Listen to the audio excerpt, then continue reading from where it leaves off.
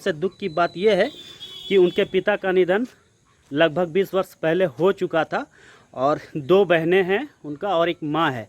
वो अनमैरिड था। पूरा परिवार का भार उन्हीं के ऊपर था। पूरा परिवार का भरण पोषण वही करता था और ऐसे में ठनका के चपेट में आकर मौत हो जाना काफ़ी दुख की बात है। Welcome to my new blog. Just नहा धोकर फ्रेश होकर तैयार ही हुए हैं, आप देख सकते हैं। और मौसम का मिजाज बहुत ही ज़्यादा ख़राब है और मेरा इन आंगन वाला पोर्शन देख सकते हैं। जस्ट अभी बारिश हुई और बादल बिल्कुल छाया हुआ है।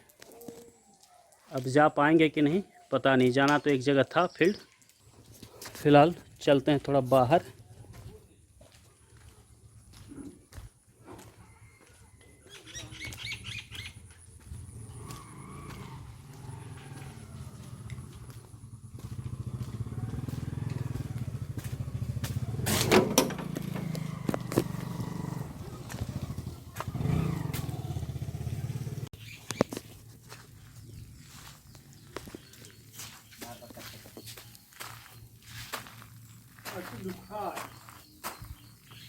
आई ड्रॉप बोलन।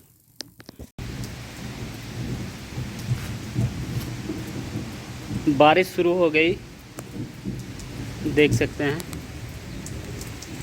बिल्कुल बादल घनघोर छा गया। ये आंगन का पोर्शन बूंदा बूंदी तो दिख रहा है, लेकिन ज़्यादा ही बारिश हो रही है। वो जो दिख रहा है उस गेट से यहाँ तक आते आते हम भी भीग गए, आप देख सकते हैं।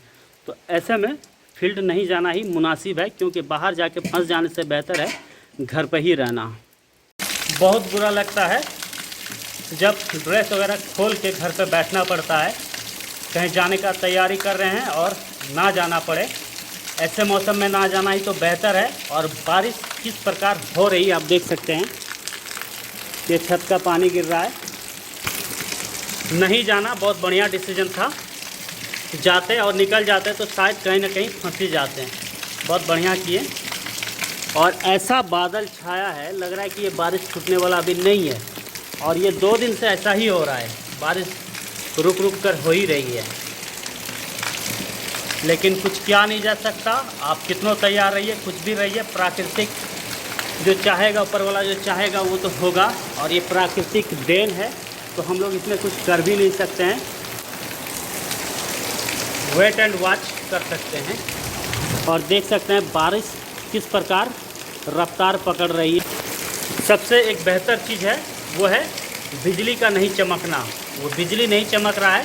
बिजली चमकने से अक्सर लोगों का डेथ हो जाने का खबर मिलते रहता है। मेरे प्रखंड में भी अक्सर हर साल बिजली के झटके से मौत होते रहता है। जगह जगह ऐसा सुनने को मिलते ही रहता है।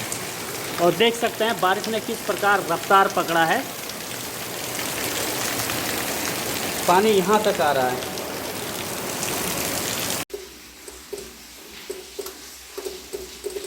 देख सकते हैं किस प्रकार ये खटखट खटखट कर रहा है। ये बिजली कनेक्शन डिस्टर्ब हो रहा है। बिजली आ रही जा रही है, आ रही है जा रही है, जिस कारण से ऐसा हो रहा है। और उसका मेन रीज़न है ये जो कनेक्शन जुड़ा हुआ है जिस ट्रांसफार्मर से, उस ट्रांसफार्मर में एक पक्षी लटक कर जल कर मर गया है और वो वहीं पे फंसा हुआ है, जिस कारण से वहाँ के तार में प्रॉब्लम हो रहा है। तार में तो खटखट खटखट आवाज़ आ ही आ रहा है और यहाँ भी खटखट खटखट हो ही रहा है, देख सकते हैं। जिस कारण से ये बल्ब भी डिस्टर्बेंस कर रहा है, देख सकते हैं।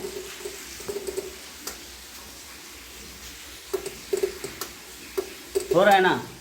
जब तक उस पक्षी को वहाँ से, मरे हुए उस पक्षी को नहीं हटाया जाएगा, तब तक ये ऐसा ही करता रहेगा। दोपहर का 1 बज गया, लेकिन मौसम का मिजाज जस का तस है। बारिश बंद हुई है, लेकिन बादल अभी भी छाया हुआ है। चारों तरफ ऐसा लग रहा है कि बारिश कभी भी हो सकती है। चारों तरफ बिल्कुल बादल छाया हुआ है। सूरज का नामो निशान नहीं दिख रहा है। सुबह जब बारिश हो रही थी तो हम लोग चर्चा कर ही रहे थे कि बहुत बढ़िया बात है कि ठनका नहीं गिर रहा है, बिजली नहीं चमक रहा है। लेकिन बहुत दुख की बात है कि प्रखंड क्षेत्र में ही 1 बार या 2 बार ठनका गिरा, बिजली चमका और एक युवक उसके चपेट में आ गया और उसका मौत हो चुका है। युवक का नाम पिंटू शेख है, उम्र 34 साल बताया जा रहा है। सबसे दुख की बात यह है कि उनके पिता का निधन लगभग 20 वर्ष पहले हो चुका था और 2 बहनें हैं उनका और एक माँ है। वो अनमैरिड था। पूरा परिवार का भार उन्हीं के ऊपर था, पूरा परिवार का भरण पोषण वही करता था और ऐसे में ठनका के चपेट में आकर मौत हो जाना काफ़ी दुख की बात है। बताया जा रहा है कि वह युवक मजदूरी करता था एवं लोगों के खेतों को लेकर खेती करता था और उसी से अपना जीवन यापन करता था। बताया जा रहा है कि यह युवक खेत में यूरिया डालने के लिए गया था और बारिश भी हो रही थी। खेतों में यूरिया डाल ही रहा था और बारिश के साथ ठनका गिरा और युवक ठनका के चपेट में आ गया और तुरंत मौत हो गया।